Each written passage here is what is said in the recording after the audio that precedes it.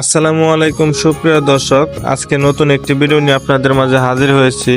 আজকে সকালে বাজার আসার পর দেখলাম এক চাচা ভ্যানে করে কুশালের রস বিক্রি করতেছে। তো তার রস বিক্রি করার পরিকল্পনাটা খুবই সুন্দর। আসলে আল্লাহ রিজিক কার কিভাবে লিখে দিয়েছে তা আল্লাহ ছাড়া কেউ জানে না।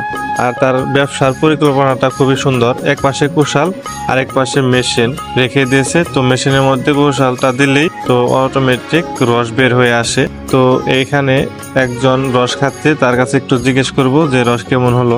আচ্ছা, রস কেমন হলো? অনেক মিষ্টি, সুস্বাদু, একদম মধুর মতো।